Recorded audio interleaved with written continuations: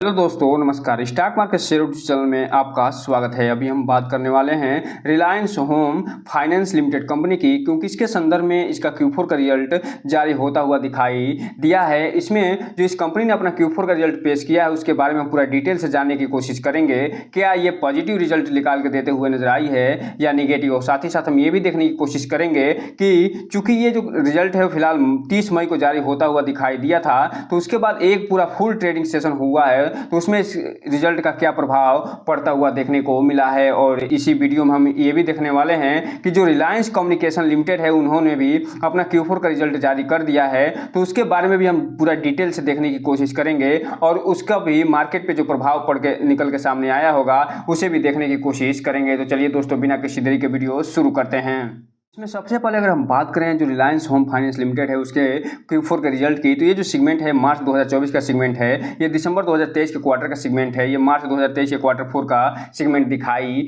दे रहा है। और ये जो भी डेटा दिए गए हैं सभी के सभी लाख में दिए गए हैं और लाख में ही हमें इसे पढ़ने की कोशिश करने वाले हैं। इसमें सबसे पहले अगर हम बात करें इसके टोटल इनकम की, तो ये जो कंपनी है इस क्वार्टर 4 में लगभग 18 लाख का ये टोटल कारोबार करते हुए दिखाई दे रही है, इनकम प्राप्त करते हुए दिखाई दे रही है, जो कि पिछले क्वार्टर में 16 लाख का इनकम प्राप्त करते हुए देखने को मिली थी। जबकि बात करें ईयर ऑन ईयर बेस पे, तो ये जो कंपनी फिलहाल 7859 लाख का टोटल इनकम प्राप्त करते हुए दिखाई दी थी। और एक चीज और आपको बता दूं कि ये जो मार्च 2023 का क्वार्टर था उसी के बाद इसमें NCLT की प्रक्रिया शुरू होते हुए दिखाई दी थी, क्योंकि ये जो कंपनी है बहुत ज्यादा एक्सपेंस और कर्ज करते हुए देखने को मिली थी। तो ये मार्च 2023 का क्वार्टर जो 4 है इसकी काउंटिंग इसमें फिलहाल होते हुए देखने को नहीं मिलेगी। अर्थात कहने का मतलब ये है कि ये जो मार्च 2023 का ये जो सेगमेंट दिया गया है ये फिलहाल एक तरीके से डमी रूप में दिया गया है।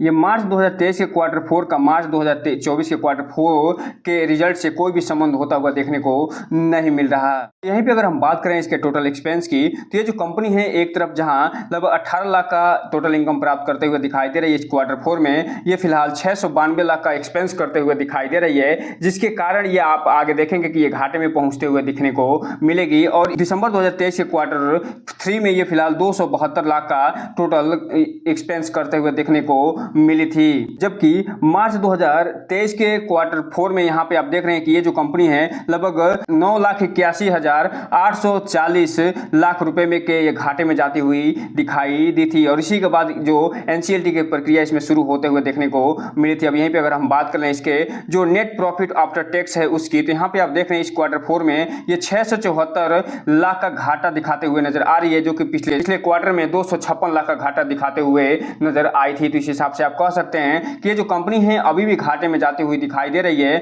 और ये जो कंपनी कब ये पॉजिटिव में आती हुई दिखाई देगी वो तो आने वाला समय बताएगा, लेकिन फिलहाल ये जो NCLT के ऊपर गुजरते हुए नजर आई है वो जल्द ही आपको पूर्ण होता हुआ भी दिखाई देने वाला है। अब यहीं पे अगर हम बात कर लें इसके अर्निंग पर शेयर की, तो यहाँ पे आप देख रहे हैं कि ये जो कंपनी इसका अर्निंग पर शेयर इस क्वार्टर में रहा है वो फिलहाल माइनस में 0.14 के आसपास रहता हुआ दिखाई दिया है, जो कि दिसंबर 2023 के क्वार्टर 3 में ये 0.05 के आसपास होता हुआ दिखाई दिया था। तो इस हिसाब से आप कह सकते हैं कि एक तरफ जहाँ इसके नेट प्रॉफिट आफ्टर टैक्स में जहाँ इसके घाटे में वृद्धि होते हुए दिखाई दी थी, वैसे ही इसके अर्निंग पर शेयर में भी वृद्धि होते हुए दिखने को मिल रही है।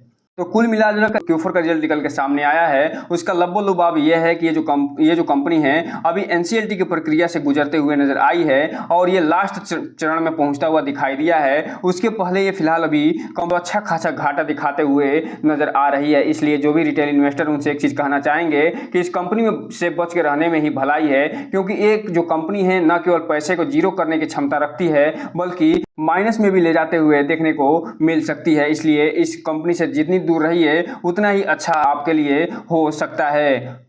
अब हम अगर बात करें इसके जो चार्ट पैटर्न की, तो यहाँ पे आप देख रहे हैं कि भले ही इसका Q4 का रिजल्ट निकल के जो आया है वो बहुत ही खराब निकल के आया है, उसके बावजूद भी इसमें अपर सर्किट लगता हुआ दिखाई दिया है 1.5% का। और ये जो अपर सर्किट लगा है ये इसलिए लगा है क्योंकि इसमें जो ऑपरेटर हैं वो बहुत ज़्यादा सक्रिय होते हुए दिखाई दे रहे हैं। और ये जो फिलहाल 1.5% की तेजी के साथ 3 रुपये 30 पैसे पे बंद होता हुआ देखने को मिला है, क्योंकि 30 मई को रिजल्ट निकल के सामने आया था और ये 31 मई को पूरा एक ट्रेडिंग सेशन इसमें हुआ है। तो इसका प्रभाव जो देखने को मिला है वो फिलहाल तो मार्केट ने इसे पॉजिटिव लिया है, लेकिन इसमें ऑपरेटर की भूमिका देखने को जरूर मिल रही है। वहीं अगर हम बात करें 5 दिन के चार्ट पैटर्न की, तो ये जो कंपनी है 5 दिन में लगभग 3% का नेगेटिव रिटर्न निकाल के दिया है। 1 महीने की बात करें तो 22% का, जबकि 6 महीने की बात करें तो 43% का पॉजिटिव रिटर्न निकाल के देता हुआ नजर आया है। जबकि बात करिए टेल डेट की, तो ये जो कंपनी है लगभग 26% का नेगेटिव रिटर्न निकाल के दी है, जबकि 1 साल की बात करेंगे तो ये 12% का पॉजिटिव रिटर्न निकाल के देता हुआ नजर आएगा। लेकिन यहाँ पे एक डिस्क्लेमर देना चाहेंगे कि ये जो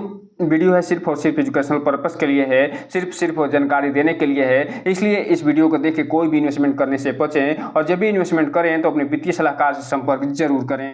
अब हम अगर बात करें रिलायंस कम्युनिकेशन लिमिटेड की, तो यहाँ पे आप देख रहे हैं 29 मई को ये अपना रिजल्ट जारी करते हुए दिखाई दे रहे हैं, और इस पे 29 मई का डेटा पड़ा हुआ है। और इसमें ये जो कंपनी है फिलहाल न केवल कंसोलिडेटेड रिजल्ट निकाल के दी है, बल्कि ये फिलहाल स्टैंड एलोन रिजल्ट भी निकाल के देते हुए नजर आई है। और इसमें हम कंसोलिडेटेड रिजल्ट देखने वाले हैं, क्योंकि जो कंसोलिडेटेड रिजल्ट होता है उसमें न केवल सब्सिडरी कंपनियों का डेटा शामिल होता है, बल्कि ये जो स्टैंड एलोन जो रिजल्ट निकाल के दिए हैं उसका भी डेटा शामिल होता हुआ दिखाई देता है। इसलिए सबसे पहले अगर हम बात करें इसके जो सब्सिडरीज कंपनियां हैं उनकी, तो यहाँ पे आप देख रहे हैं इसमें बहुत ज्यादा सब्सिडरी कंपनियों के माध्यम से ये काम करते हुए दिखाई देते हैं। और एक तरीके से कहा जाए तो ये लगभग 30 से ऊपर की सब्सिडरी कंपनियों के साथ ये काम करते हुए देखने को मिलते हैं। और इसके अलावा ये लगभग कुल मिलाकर 32 सब्सिडरी कंपनियों के माध्यम से ये काम करते हैं, और इसमें जो 2 एसोसिएट्स के माध्यम से भी काम करते हुए देखने को मिलते हैं। और ये जो 32 सब्सिडरीज कंपनियां हैं इनका जो डेटा है इसके कंसोलिडेटेड रिजल्ट में आपको देखने को मिलेगा। बात करें इसके कंसोलिडेटेड रिजल्ट की, तो ये जो सेगमेंट है मार्च क्वार्टर का सेगमेंट है, ये दिसंबर क्वार्टर का, और ये मार्च 2023 के क्वार्टर 4 का सेगमेंट दिखाई दे रहा है। और ये जो भी डेटा देख रहे हैं आप, ये सभी के सभी करोड़ में दिए गए हैं, जिसे हम करोड़ में पढ़ने की कोशिश करने वाले हैं। इसमें सबसे पहले अगर हम बात करें इसके टोटल इनकम की, तो ये जो कंपनी है इस क्वार्टर 4 में 104 करोड़ का टोटल इनकम प्राप्त करते हुए दिखाई दे रही है, जो कि पिछले सेम क्वार्टर में ये 123 करोड़ का टोटल इनकम प्राप्त करते हुए दिखाई दी थी। जबकि क्वार्टर बेस पे अगर हम बात करें तो 102 करोड़ का टोटल इनकम प्राप्त करते हुए देखने को मिल रही है। तो इस हिसाब से आप कह सकते हैं कि ईयर ऑन ईयर बेस पे इस कंपनी ने उतना बढ़िया परफॉर्मेंस नहीं दिया, लेकिन क्वार्टर बेस पे ये फ्लैट परफॉर्मेंस दिखाते हुए नजर आ रही है। यहीं पे अगर हम बात कर लें इसके टोटल एक्सपेंस की, तो ये जो कंपनी है लगभग 134 करोड़ का टोटल एक्सपेंस करते हुए दिखाई दे रही है, जो कि पिछले सेम क्वार्टर में 123 करोड़ का एक्सपेंस करी थी।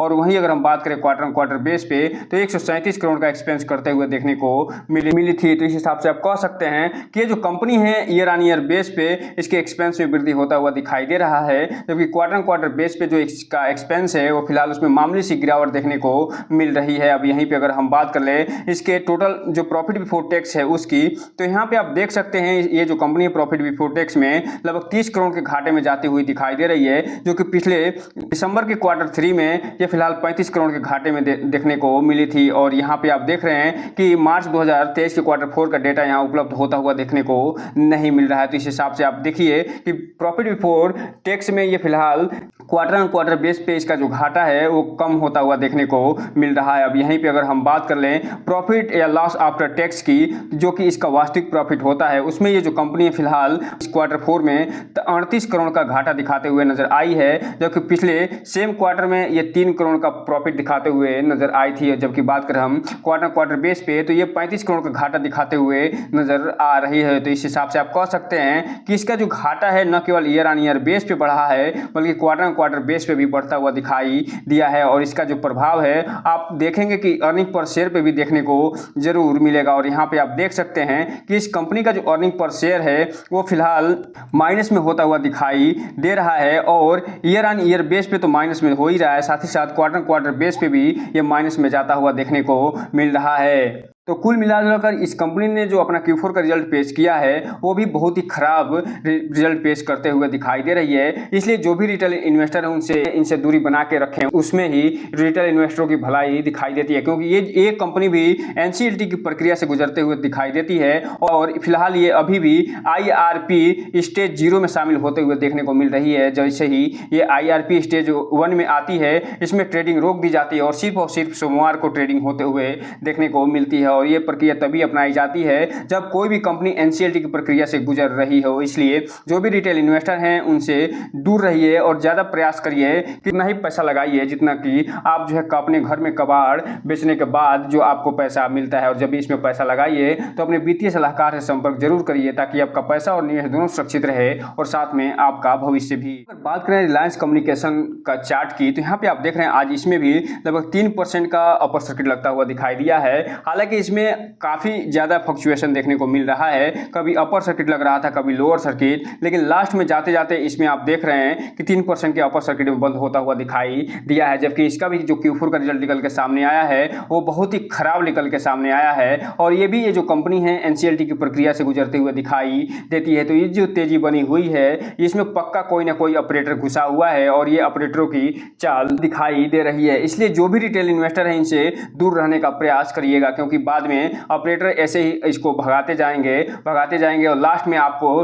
डंप कर देंगे। उसके बाद जो है इसमें ऑपरेटर अपना पैसा निकाल के लेके चले जाएंगे और जो रिटेल इन्वेस्टर हैं वो फिलहाल फंसते हुए नजर आएंगे। इसलिए इसमें दूर रहने में ही सबसे ज़्यादा भलाई है। वहीं अगर हम बात करें 5 दिन की चार्ट पैटर्न की तो ये लगभग 6% का नेगेटिव रिटर्न निकाल के दिया है। एक महीने में इस कंपनी ने अपने शेयर होल्डरों को फ्लैट 0% का रिटर्न निकाल के दिया है। जबकि 6 महीने की बात करें तो 6% का नेगेटिव रिटर्न, जबकि बात करें एयरटेल डेट की तो 17 से 18% का नेगेटिव रिटर्न। जबकि बात करें हम एक साल के चार्ट पैटर्न की तो ये जो कंपनी 37% का रिटर्न निकाल के देते हुए नजर आई है। लास्ट में जाते जाते बस एक डिस्क्लेमर देना चाहेंगे, ये जो वीडियो है सिर्फ और सिर्फ एजुकेशनल पर्पस के लिए है और ये सिर्फ और सिर्फ जानकारी देने के लिए बनाई जा रही है। तो दोस्तों ये रहा आज का वीडियो। चैनल को लाइक और सब्सक्राइब करें और बेल आइकन हिट करना तो बिल्कुल ना भूलें ताकि नए वीडियो की जो अपडेट्स आपको ऐसे समय पे मिलता रहे। जय हिंद दोस्तों।